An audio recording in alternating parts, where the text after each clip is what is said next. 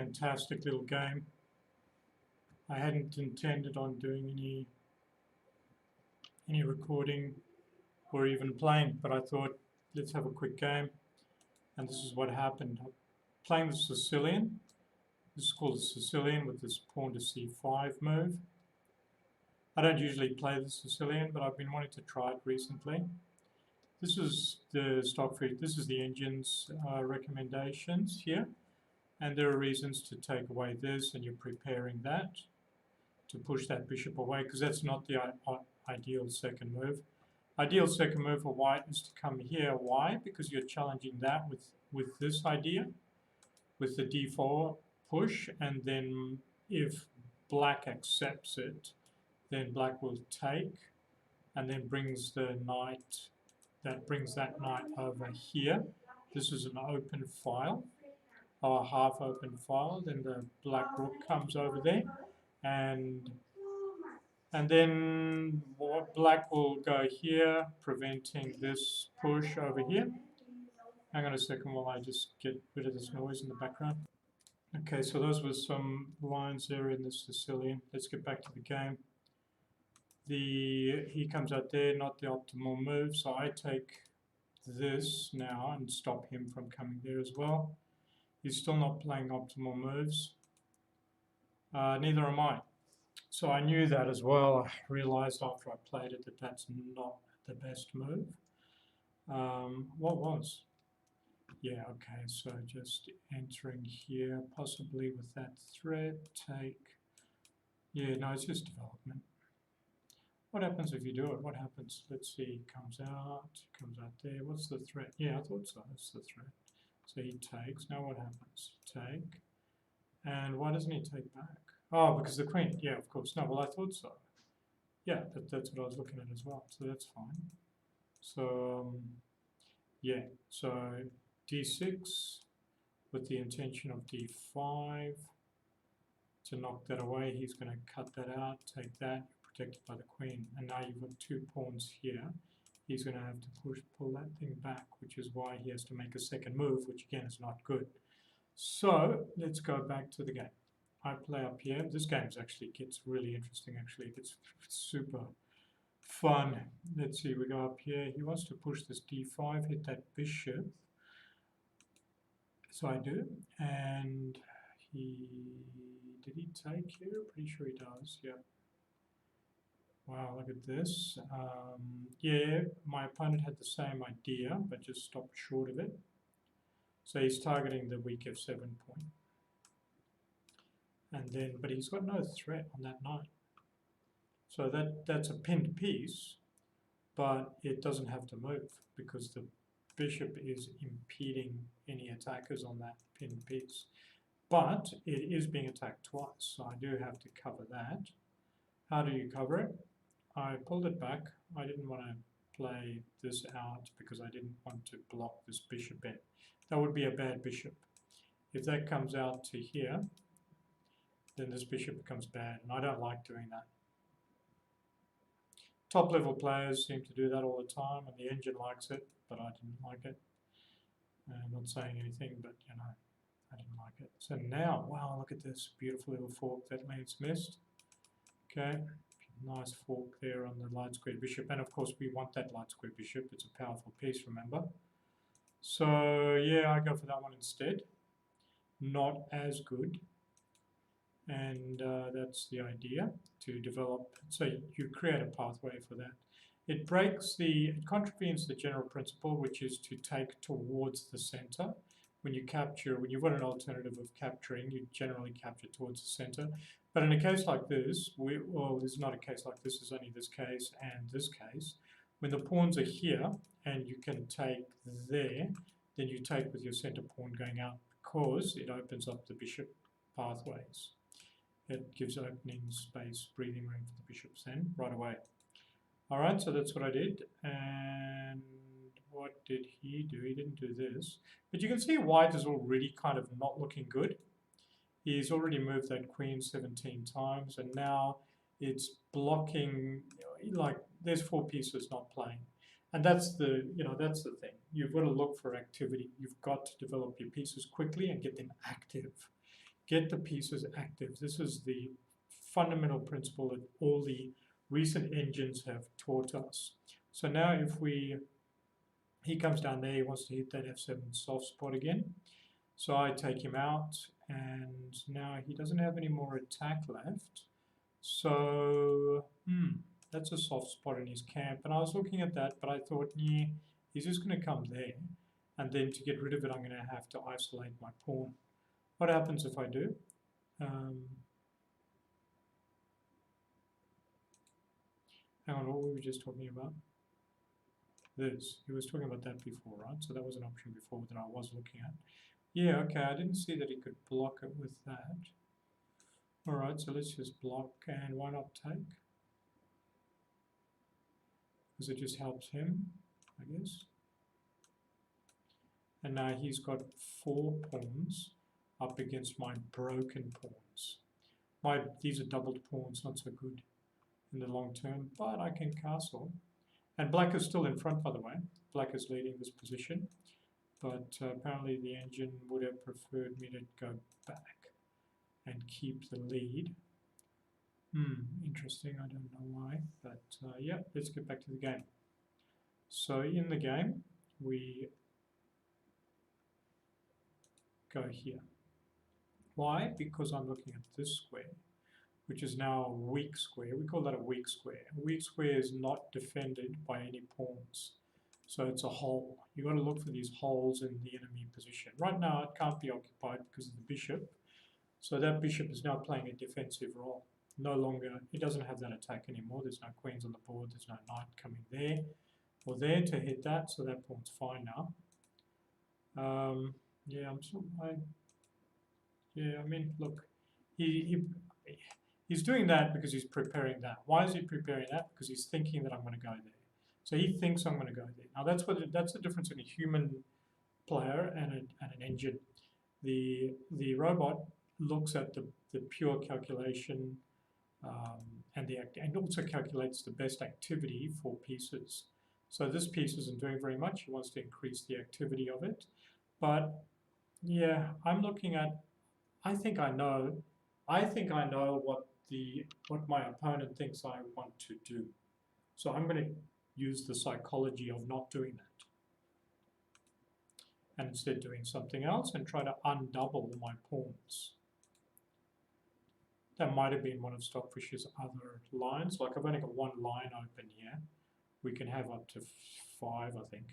And each one of those 5 goes 17 or 20 deep, 20 lines deep.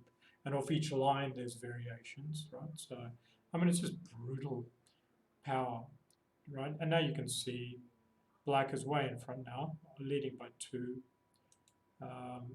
And now is the one interesting motif here in the game that I really love this motif. I love doing this to my opponents, is asphyxiating them so that they can't move. They just can't move. It's a boa constrictor. And I learned about it initially. I'm not good at it, but I learned about it from many years ago when I was looking at Tigran Petrosian games. And he was one of Garry Kasparov's kind of mentors as well, I think, or at least a key figure in Kasparov's development. But Petrosian's idea was, one of his things was this constricting. So you stop the opponent from being able to move, strangle him to death. I didn't feel any need to castle, but maybe I should have, because that pawn's now weak. I was looking at this for a long time. I was running out of time in a big way also, I thought at the time. Yeah, see that? So my timestamp went from 4 minutes and 46 to 3 minutes and 38. I spent a long time on that move. I wasn't sure what the best play would have been, either to go here and defend that. See, obviously I can't move that. That would be a horrible blunder. But I thought about that's too passive. Let's switch him off. That's too passive. My rook is not doing anything other than protecting the b-pawn, and that b-pawn isn't going to go anywhere because that rook is going to come down. So I don't want, I'm not moving that b-pawn. So instead I thought, okay, I'm going to go on the counter-attack. and attack this. So that's what I was looking at, but I took a long time about it because what you can see is if I do that, then he comes down, he takes, I take, then he takes, now he's hitting my rook, and then what do? That's what I was kind of a bit worried about. And I wasn't quite sure what to do there. I think I wanted to just play that pawn up, and then the pawn is defending this and this. But then he had some interesting tactics where he could take, then I take, and then he takes. So yeah, I was looking at all of those different possibilities and chose this instead. And then he took a long time. So he went from 4.5 minutes down to 3.5 minutes. So he took a full minute to make that choice in a 5-minute game. So now I'm just going to proceed with my plan. I've opened up that D file. I've got my knight, bishops ready to go. I also want to clear. Now I've got another choice, which I really had trouble with. I didn't see that check, by the way. I thought he was just going to come in and take that pawn, which is probably what he should have done. What does the engine say? Yeah, engine says, well, you idiot. You should have taken the pawn. But he doesn't. He goes for the check, which I didn't see, and then I'm leading again. So good, I went in the right direction. Now, engine is saying you better develop your knights, but he doesn't. And then I had a big choice here again. Now, do I do this because then I can protect that? I didn't, and then also he can't move there or there, so it's in line with that constriction motif. But then I didn't see what comes after that. I didn't really see what comes after that. So what did he play? He played the king moving up there to attack the rook. So now I wasn't sure about what to play. And what happens if I play that? I was looking at that for a very long time, by the way. He goes there, and then here, and then here. Okay, I was looking at all of these. Yeah, you see, now white doesn't have a lot of moves anymore. You know, now he's kind of restricted, but I couldn't see what I could do. And that always hampers me in my play. I always have this bias of thinking, what should I be doing? What should I do? And I'm starting to get the impression from looking at high level games these last few years, I've been getting the impression that you don't actually have to do anything. And one of the youngest chess grandmaster ever, he just got his grandmaster norm, I don't know, 2 weeks ago, a few weeks ago, and he's 12 years old. And at the end of the interview, you know, Magnus Carlsen said how he congratulated him, and he's pretty famous, pretty like the youngest chess grandmaster ever, right? And which is a big deal in the chess world. 12 years old. He said something very interesting at the end of the interview with him. He said, I really like playing chess because you don't have to do anything. I thought, what does that mean? What does that mean? And it means that you don't have to do anything. Now, what did I just do? Let's go back to where that position was. Okay, that's what I did. So you see, I was looking for something to do. And so I'm going to hit that, I'm going to hit the king. And indirectly, but I actually did want to just check this and see what I could do.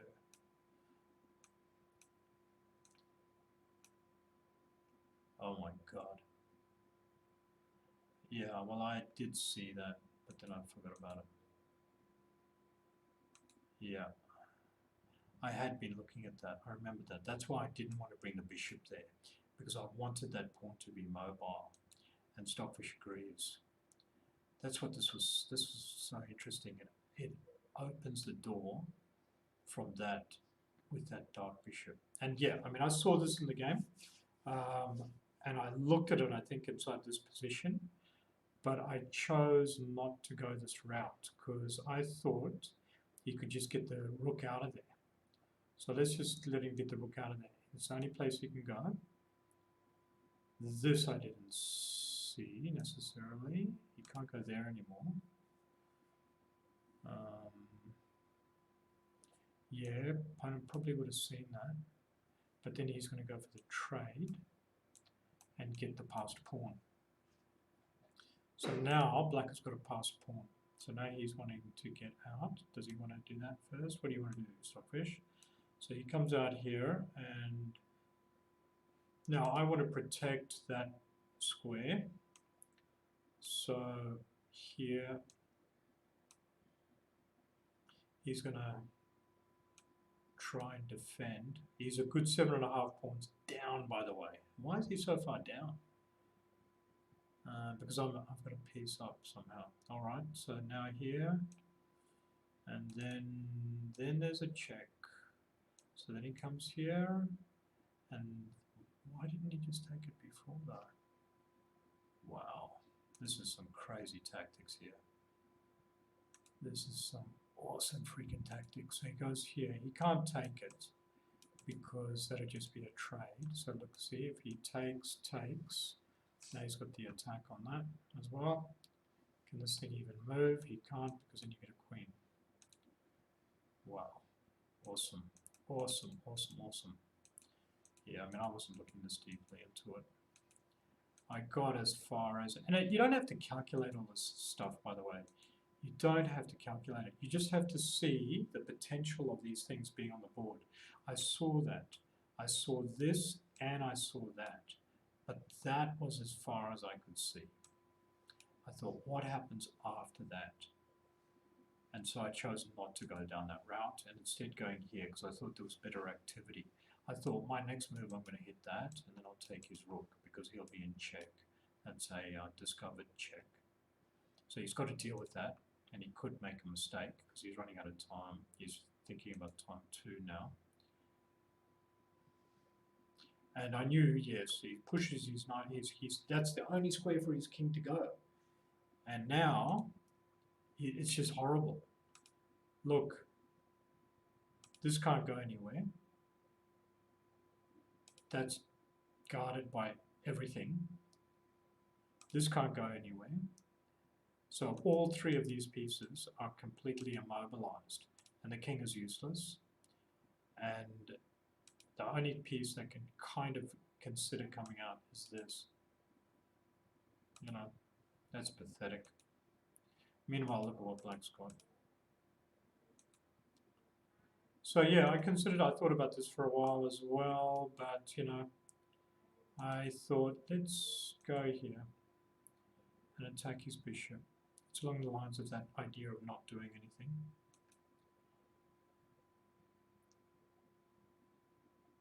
I didn't actually see that he could pull that back and hit my rook in the game. So yeah, you've got to look carefully. You've got to be careful not to blunder now, because that's being guarded by that knight. So that's the thing about not doing anything. See, if this knight had done something, if it had moved, then it wouldn't be guarding the square anymore. And that would be very, that would not be so good for white, because then I would be able to go onto the 7th rank there, to that 2nd rank. But by simply staying there, by not doing anything, he's guarding that infiltration square. That's a very poor example of that concept. Anyway, that's the only square that the rook can go to.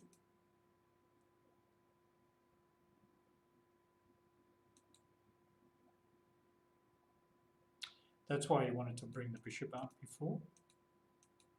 He wants to bring it out now, so that, oh no, maybe not. Scrap that. Yeah, so now I'm looking at, do you see what I'm looking at?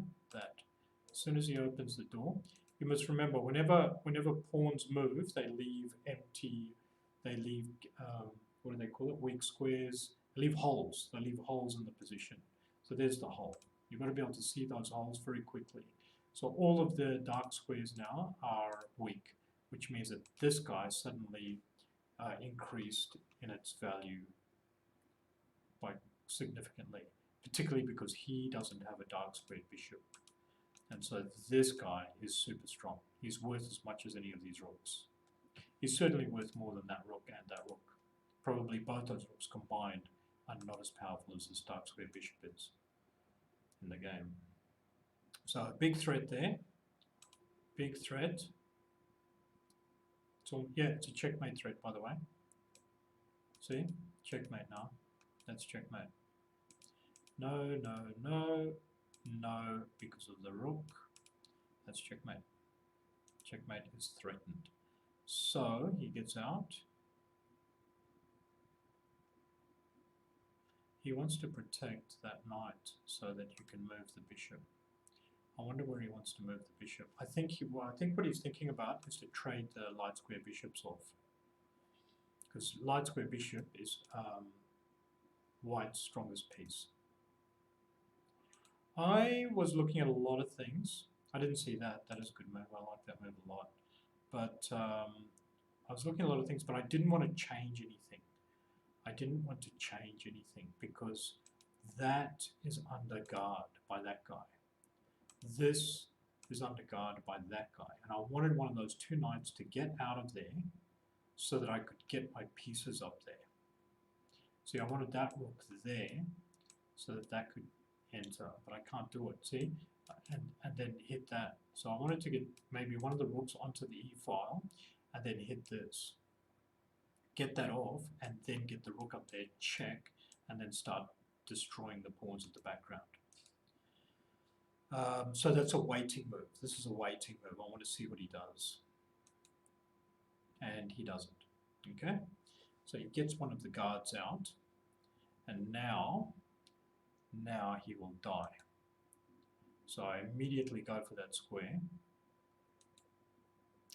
This does not help him at all.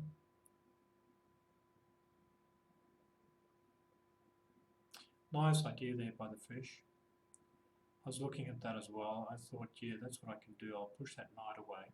But then I was wondering, where's the knight going to go? And I didn't want him to go there, because then he's hitting this bishop, and I didn't know what to do with that bishop after that. I guess I could have just done something there, but see, it's just that same bias, that same prejudice for doing something.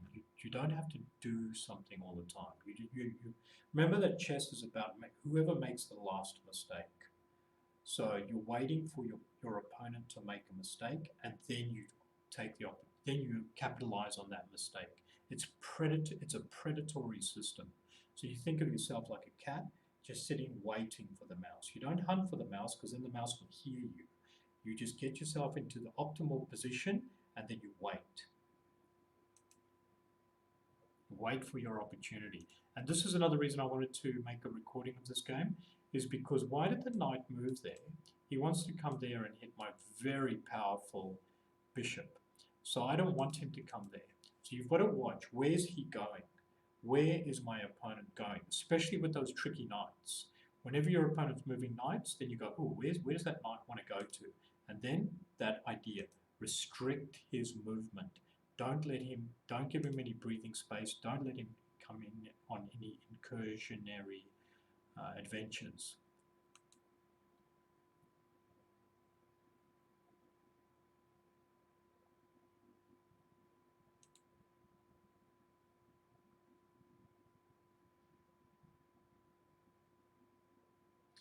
Beautiful checkmate on the board now. Do you see it?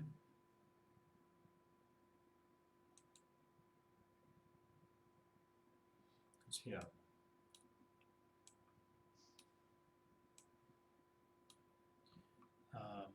But can't make it work yet because the king can still get out. King gets out, but then the rook comes down there and checkmate. Bishop's there. So that's held. See? Bishop's there. Rook's there.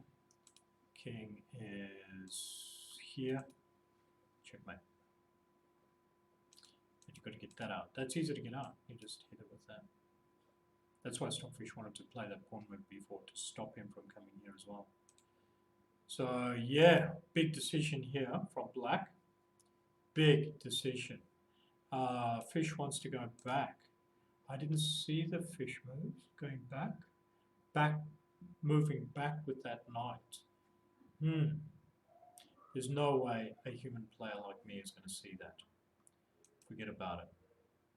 Forget about it. I did not see that move at all. I have no idea what it does.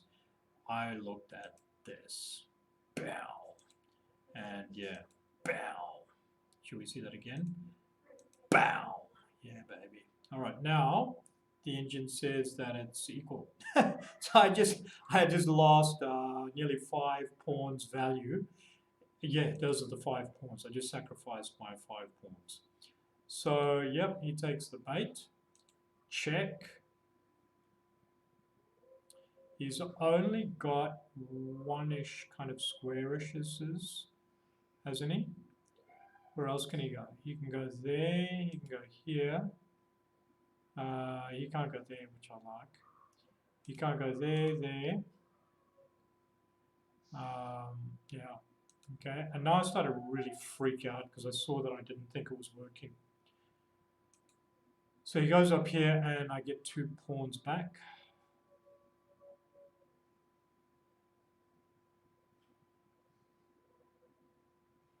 I'm going to switch the engine off for a second.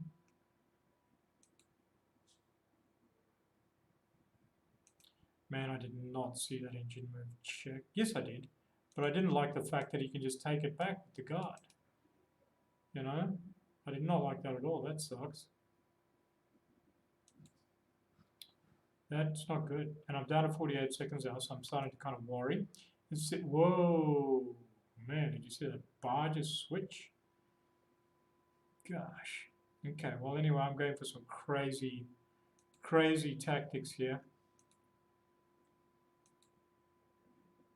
I'm just going on to insane mode right now because I want to pull that king into an open space. And he comes, and it's mate in 2. Check, mate. Thank you. I hope you enjoyed that game as much as I did.